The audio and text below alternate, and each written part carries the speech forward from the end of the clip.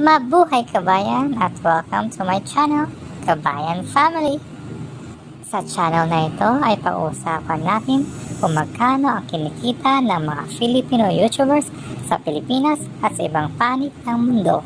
But before that, kung bago ka lang sa channel na to, ay don't forget to hit the like button, comment down below for any suggestions, share this video at ang pinaka-importante ay to click the notification bell button para lagi kang updated sa latest videos.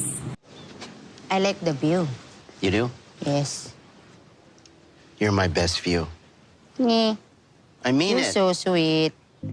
Hello kabayan, ang featured Filipino YouTuber natin ngayon ay si Rose Marie Vega. Sumali si Rose Marie Vega sa YouTube noong December 19, 2019. At sa ngayon mga kabayan ay meron na siyang 31 video uploads, 665,000 subscribers, 17,053,803 video views, country and channel type are not indicated. Titignan naman natin ngayon mga kabayan ang Social Blade ranking ni Rose Marie kung saan siya ay nasa 184,608. Nasa 37,791 naman po ang kanyang subscriber ranking. Nasa 314,099 naman po ang kanyang video views ranking. Country rank niya at channel type rank niya are not indicated mga kabayan. Titingnan naman po natin ngayon mga kabayan ang subscribers for the last 30 days ni Rose Marie Vega kung saan siya ay nagkaroon ng 21,000 new subscribers for the last 30 days mga kabayan. Tumaas po ito ng 75% kumpara sa nakaraang 30 days. At ang kanyang total subscribers weekly naman po mga kabayan ay noong May 7, 2020 hanggang May 13, 2020, si Rose Marie Vega ay nagkaroon ng 198,200 new subscribers. Ito pong 198,200 new subscribers mga kabayan ay ang pinakamataas niyang or ang kanyang pinakamaraming nakuhang subscribers sa kanyang YouTube history. At ang kanyang recent total subscribers weekly naman po mga kabayan ay nito nga pong February 11, 2021 hanggang February 17, 2021, si Rose Marie Vega ay nagkaroon ng 5,000 new subscribers. Nandito naman po mga kabayan ang estimated monthly earnings at estimated yearly earnings ni Rose Marie Vega. Babalikan po natin yan. Pag-usapan muna natin mga kabayan ang video views for the last 30 days ni Rose Marie Vega kung saan siya ay nagkaroon ng 1,898,000 video views for the last 30 days. Tumaas po ito ng 68.5% kumpara sa nakarang 30 days mga kabayan. At ang kanyang total video views weekly naman po ay noong May 7, 2020 hanggang May 13, 2020, si Rose Marie Vega ay nagkaroon ng 2,090,544 video views. Ito pong 2,090,544 video views mga kabayan ay ang kanyang pinakamataas na nakuhang video views sa kanyang YouTube history. At ang kanyang total video views weekly naman po recently mga kabayan ay nitong February 11, 2021 hanggang February 17, 2021, si Rose Marie Vega ay nagkaroon ng 372,918 video views. Mga kabayan, pag-usapan naman po natin ngayon ang daily average new subscribers count ni Rose Marie Vega for the last 30 days kung saan siya ay nagkaroon ng 700 new subscribers daily. At ang kanyang weekly average new subscribers count naman po for the last 30 days ay nasa 4,900 new subscribers weekly. Mga kabayan, pag-usapan naman po natin ngayon ang estimated audience age and gender ng mga nanonood kay Rose Marie Vega kung saan mapapansin po natin na karamihan ng mga nanonood kay Rose Marie ay nasa 25 years old hanggang 34 years old. Kung saan 18.4% po ang female habang nasa 12.8% po ang male. Sinusundan po ito ng 18 years old hanggang 24 years old kung saan nasa 15.9% po ang female habang nasa 7.8% lamang po ang male.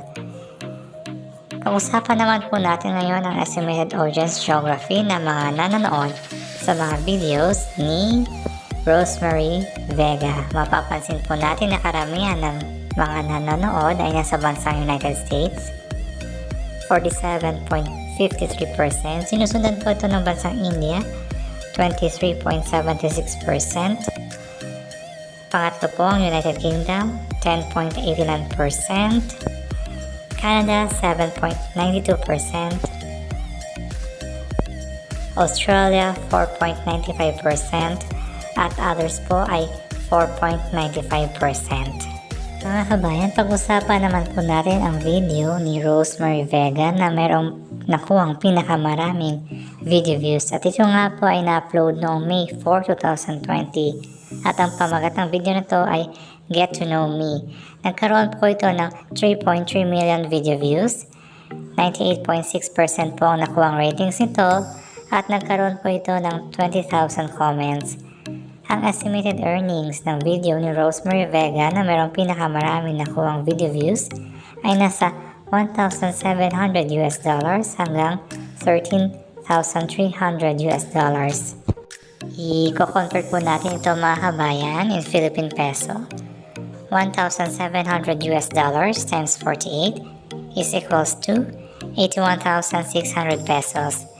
Ang 81,600 pesos po mga kabayan ay ang posibleng pinakamaliit na kinita ni Rosemary Vega sa kanyang YouTube video na mayroong pinakamaraming nakuhang video views at $13,300 times 48 is equals to 638,400 pesos.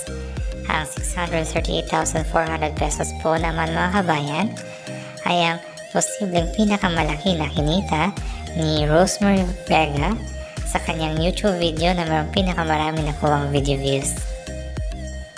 Mga kabayan, balikan naman po natin ngayon ang estimated monthly earnings at estimated yearly earnings ni Rosemary Vega sa YouTube, kung saan makikita po natin na nasa $474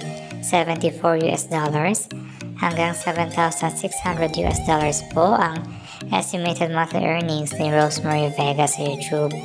I-convert po natin ito sa Philippine peso. $474 times 48 is equals to 22,752 pesos. Ang 22,752 pesos po mga kabayan ay ang posibleng pinakamaliit na kinikita ni Rosemary Vega buwan-buwan sa YouTube, at $7,600 times 48 is equals to 364,800 pesos. Ang 364,800 pesos po naman mga kabayan ay ang posibleng pinakamalaki na kinikita ni Rosemary Vega buwan-buwan sa YouTube. So mga kabayan, ang estimated monthly earnings ni Rosemary Vega sa YouTube in Philippine peso ay nasa 22,752 pesos hanggang 364,800 pesos.